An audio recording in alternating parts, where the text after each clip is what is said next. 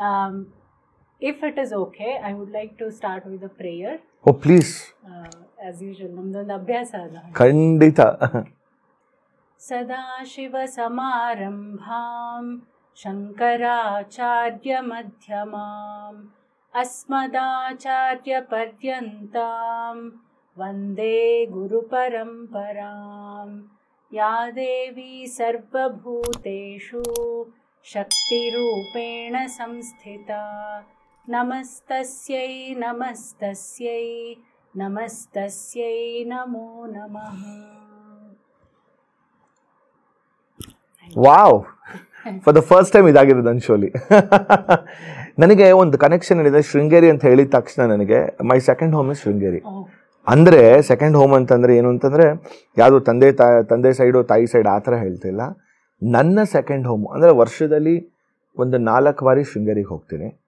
So very very regular visit of Sharadamba temple.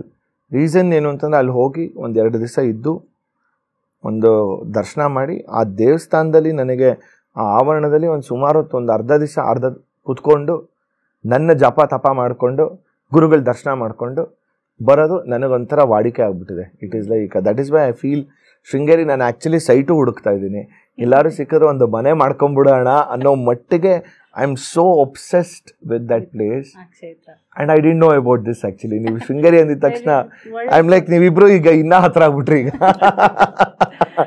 ನಿಮಗೆ ನೀವು ಮಾನಸಿಕವಾಗಿ ಎಮೋಷನಲಿ ಕನೆಕ್ಟ್ ಆಗ್ತಾ ಇದೀರ ಅಂದ್ರೆ ಅದು ನಿಮ್ಮ ಫಸ್ಟ್ ಹೋಮೇ ಆಯ್ತು ಅಂತ ನಿಜ. ಐ ಮೀನ್ ನೀವು ಶೃಂಗೇರಿ ಅಂದಿದ ತಕ್ಷಣ ನನ್ನ ಕಿವಿ ತಕ್ಷಣ ಚುರುಕಾಗುತ್ತೆ. ಯಾಕಂದ್ರೆ ನಾನು ಯಾವಾಗಲೂ ಹೇಳ್ತೀನಿ, ಅಣ್ಣವರು ಹೇಳಿರೋಂಥದ್ದು, ರಾಜ್ಕುಮಾರ್ ಅವ್ರು ಹೇಳ್ತಾರಲ್ಲ, ಒಂಥರ ಈ ಊಟದಲ್ಲೂ ರಸಿಕತೆ ಮತ್ತು ಬೇಸಿಕ್ಲಿ ನಟನೆಯಲ್ಲೂ ರಸಿಕತೆ.